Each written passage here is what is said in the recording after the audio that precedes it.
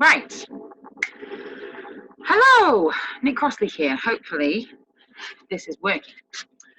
So, welcome to episode 2. Sorry it's late, but better late than never. So we are talking about motivation today, something that we all struggle with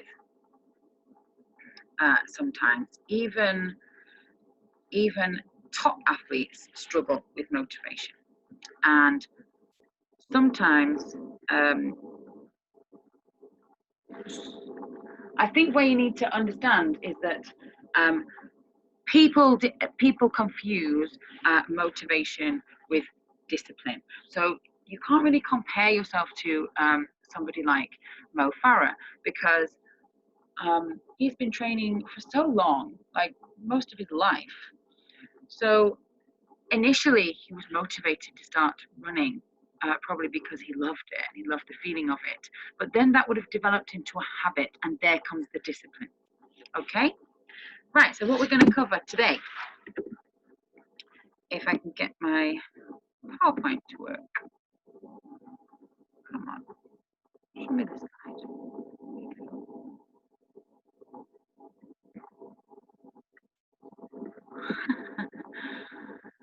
Okay, I guess we're going to do it like this. Slideshow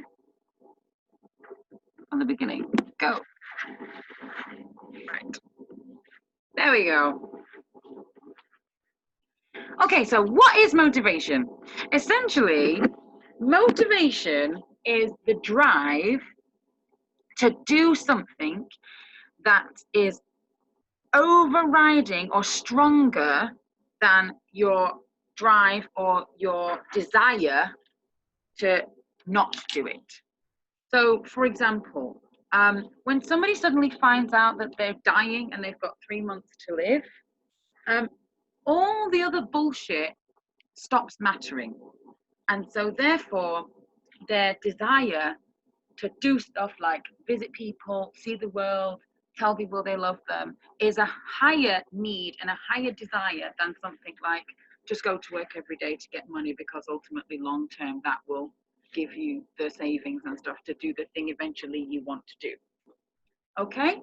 So one of the key parts about finding out about how to motivate yourself is to figure out what you really want and make that the overriding goal. So it's not enough just to say, I want to be fit or I want to lose weight.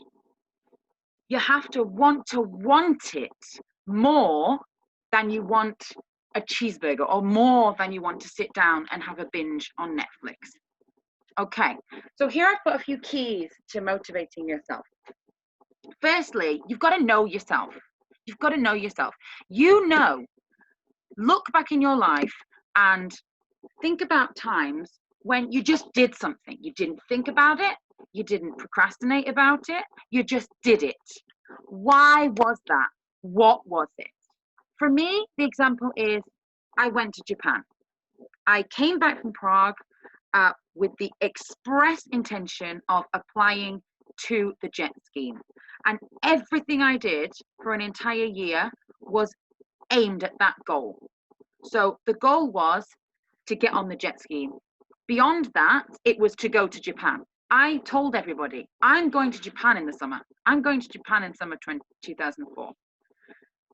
I did have backups, but I did not allow myself to think about the backups because that was what I was going to do. I was determined. I was going to get on the fucking jet ski. Everything I did, I read Japanese literature. I learned about what other jet people did. I read loads of cultural books.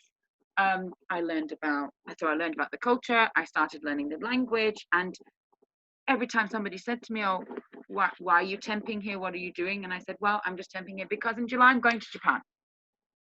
And that was it. Everything was focused on that.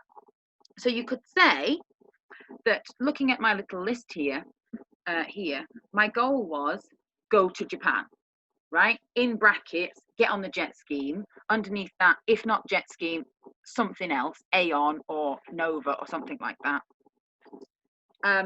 My rewards, it was actually fun learning about Japan and watching Japanese movies and asking people about it. And my uncle had lived there in the 80s, so I questioned him a lot about it, and we cooked a lot of Japanese foods and things like that. This one, knowing myself, so I knew that I needed a big goal to aim for, and I knew that it had to be worth it, and it had to have sort of an end point.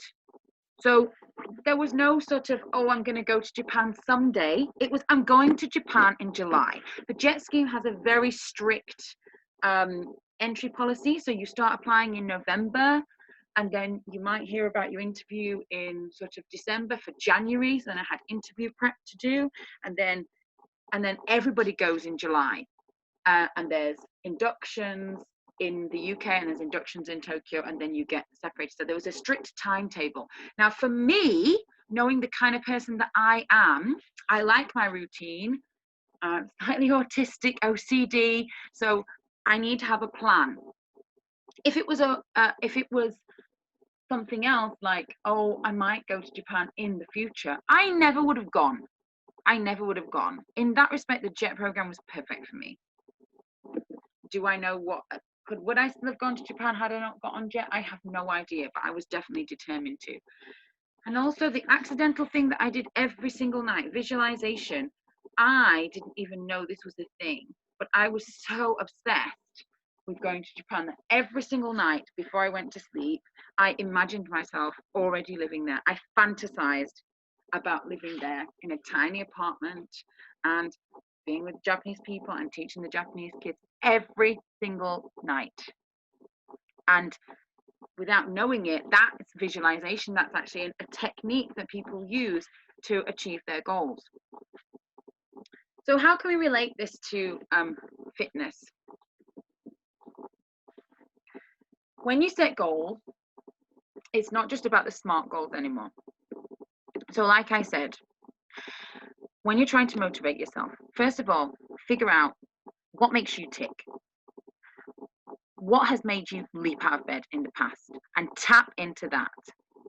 You need to make the thing that you want to do more appealing than the thing that you want to get rid of. So if you want to stop watching Netflix every night, make Netflix the hardest thing to watch, and make running or working out or the thing that you want to replace it with the easiest thing in the world. Now we're bordering on to going into habits there, so I'll stop there because we can talk about that later. But a way to motivate yourself is to set yourself some decent goals. So I'm sure you've heard of SMART goals before. So SMART goals are ones that are specific, measurable, achievable, realistic, and time-oriented. So a non-SMART goal would be, I want to lose weight. A SMART goal could be, I would like to lose a stone by Christmas. So that's specific, 1 stone. It's measurable. You can check that because I can weigh myself now, and then I can weigh myself at Christmas and see the difference. It's achievable because there are, because sort of £1 a week is realistic. That is quite achievable. And there's more than 14 weeks until Christmas, thank God. It's realistic, like I said, and it's time oriented by Christmas. So that's the 25th of December. Okay, now what's a stretch goal, I might hear you ask? Well, there's some research that says that having SMART goals and SMART goals alone are not enough to get you to where you want to go.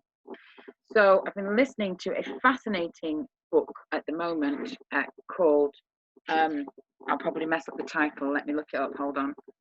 It's by Charles Duhigg, who has done a lot of research into habits, and this particular book, which is called Smarter, Faster, Better, which is the secrets of being productive. So again, we're bordering on to going into habits here, but it is all connected. He looks at successful companies and why they're able to do the things they're doing and why they're able to be so productive. So for example, at the moment he's talking about Toyota and how they've introduced something called lean production, which is brilliant. So a stretch goal is like a big dream if you like. So your stretch goal could be something like, I want to travel to the Caribbean. It could be an absolute dream. And it can be as big and bold as you want it to be. It's your goal. It doesn't have to be a when I retire goal. Don't attach anything to it. It could be like, I'm going to get back into that size 8 dress or something. I'm going to feel sexy in a bikini, no matter what my size. Think of something big that you want to achieve and then fold your SMART goals into it. So it's almost like an umbrella, this dream umbrella that the SMART goals are leading you towards. And as always, you should have short, medium, and long-term goals. And each one of those should be connected to a reward. So just go back to the last slide. So we're saying set a goal and break it down, and then choose. Reward yourself. When you've hit the medium-term goal, reward yourself. And then when you've hit the long-term goal, the result is not the reward. You need a reward for that as well. So you've got to set yourself something. And that could be anything. I recommend not using food and drink as a reward, especially if you're looking at weight loss and exercise, because it seems kind of counterproductive saying, right, when I lose my stone by Christmas, I'm going to go out and get pissed. No, you're probably not going to want to do that, and it's probably going to end up coming with a load of guilt. So think about other ways of rewarding yourself. Could it be something so simple as like an hour to yourself without the kids, where you can just relax and read a book or something? And you should be rewarding yourself just for showing up and being you and being amazing. Also, use the group. Talk to us if you're really feeling completely unmotivated, yeah? Someone in the group will be able to help you. So rewards are so important. They are so important. You need to focus on the things you love. And I don't care what that is. No one's going to judge you for what you choose to reward yourself with. So like I said, just go for it. Also, there's an element of, it's great to use the carrot. Try to avoid using the stick. So in other words, I've put here, not having the reward shouldn't be the punishment. So when you get to your, let's say you're halfway through, let's say you've started on my 9-day program and you're 45 days through it, and you're not quite where you think you should be, don't punish yourself by not having the reward. That sounds really odd, doesn't it? So the reward should be because you've achieved something. But don't beat yourself up if you've not achieved the thing. You can still have the reward later when you've achieved it, but don't use it as a stick to beat yourself up with, going, you can't have your reward now because you're crap, because you're shit, because you failed. I want that language to stop. That needs to completely go out of your life. And so in that respect, it's good to have like a weekly reward or even a daily reward where you're celebrating you, and that will help you on your journey. I've also put the reward should add to your life, not hurt you in other ways. So like we talked about, binge drinking, that could negatively impact your health. Overeating, again, excuse me, it's a way of self-hurting, self-harming yourself. So think about rewards that bring ultimate pleasure and try and not let them be food and drink related. Talk to us. Someone in the group has been where you have been. Someone in the group has lost their mojo and have got it back somewhere. Okay? There's plenty of people in the group who can help you. Share success. You have no idea how inspirational sharing a success is. I look at Run Mummy Run so many times, and they do Transformation Tuesday, which is so good. And the information that you get, you know, people who have overcome cancer, or they've lost stones and stones and stones of weight and stuff like that, or people who are learning to walk again. It is incredible. And I was always worried that I would feel the guilt and again use that stick to beat myself up and say, well, if she can fucking do it and she's recovering from cancer, what's wrong with you? Why can't you do it? On the complete opposite, I found that I was just so incredibly impressed with their progress. It made me more determined to go out and be the best me I could be, to kind of show myself that you can do it. So if you do find that you're beating yourself with the guilt stick, you gotta stop that. You've got to nip that in the bud, because that's just a waste of energy, and you could be using that energy to exercise. So share your successes. First of all, it will make you feel great. Second of all, you could inspire somebody else in the group who is struggling like you were before you had your success. And I don't care if it's a big success or a small success or a minuscule success. A success is a success. So just share it. Tell me how you're feeling. Tell me what you're doing, and tell me anything that you're struggling with, because then I can go and I can research it and I can put my thinking brain on and I can help. You've got to know yourself. This is the key to motivation. Do you think that Mo Farah hates running? Because I'm pretty sure he loves running and it makes him very happy. Otherwise, he could not have devoted an entire life and his entire career to running. Okay, so you've got to, once you find that thing that makes you happy, it will be easier to do it. And when you start doing it, you can get into a habit of doing it, and then that's when the discipline comes in. So find the thing that you like. If you hate running, don't run. But maybe you love swimming, or maybe you love cycling, or maybe you love walking, or maybe you love burpees. You could be crazy like me. You might love that stuff. Find the thing that you love and do more of it. That will help with your motivation, because if it makes you happy and it gets the endorphins flowing and it gets your blood going and you finish it with a smile on your face, you're gonna want to do more. You need to remind yourself of that. So maybe you tried a club size class or a body combat class, and maybe, yes, you had DOMS the next day and that's what put you off going again. It was the most fun class you've ever been to. So try and find the things that you love and do more of that. What's your superpower? I hear that quite a lot, and I think it's a brilliant way of reframing. I was in a mums group, a really awesome mums group, and we had like a month or so of reframing the things we keep beating ourselves up about and turning it into our superpower. So, for example, like, maybe it's better to describe it in terms of kids. So my kid's superpower is going into a room that's really clean and then making it look like a bomb's gone off within several seconds. And once you think of it as a superpower, it's actually easier to laugh about and cope with. So you might be saying, but that's ridiculous. I actually do have a superpower. My superpower is I'm awesome at encouraging others. Great. If you've got a spot on superpower like that, fantastic. Go with that.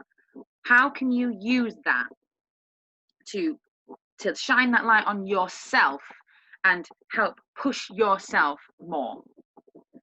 So, for example, I'm thinking of a runner in this group who is quite down on herself, and her superpower is she is the most caring and supportive and understanding running buddy you will ever meet.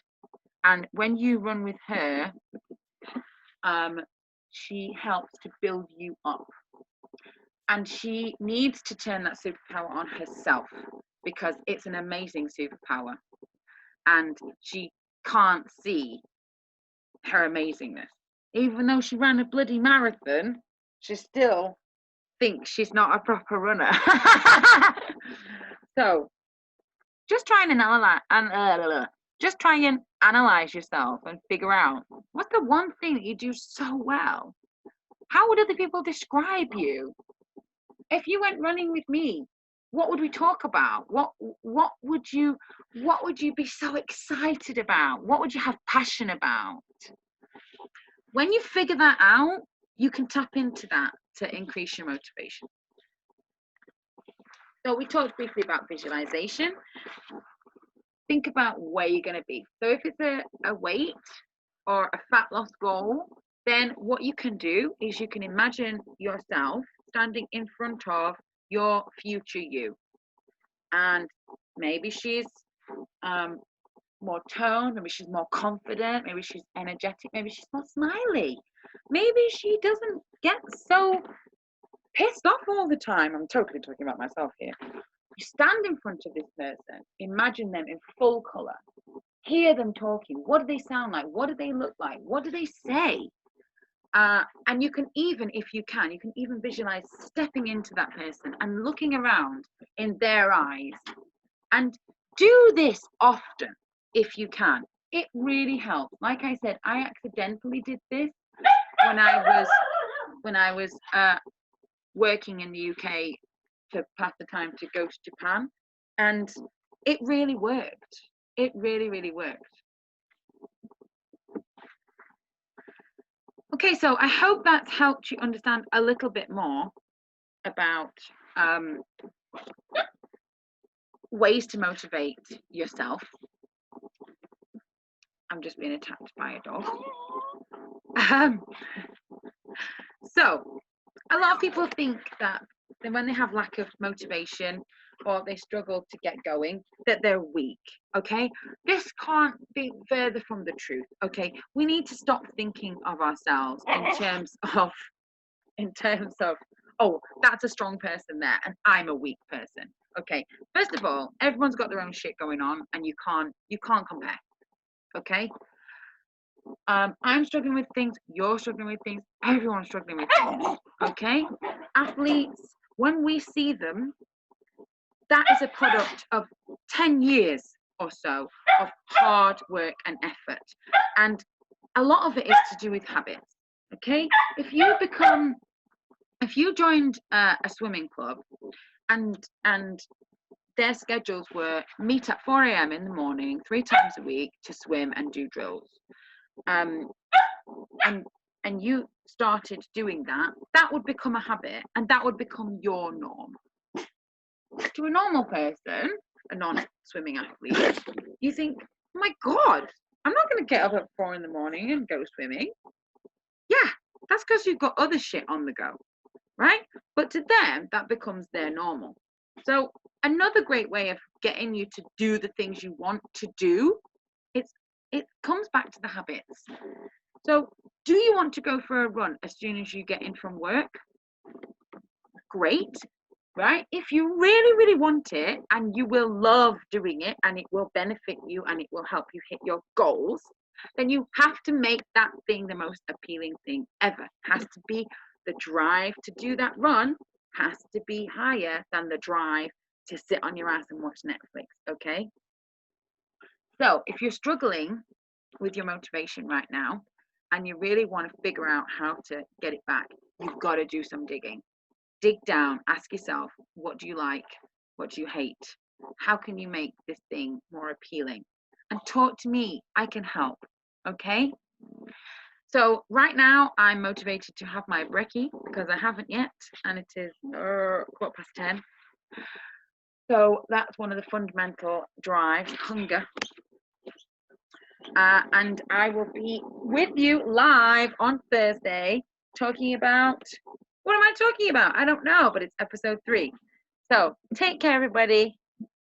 Flabby Mummy out.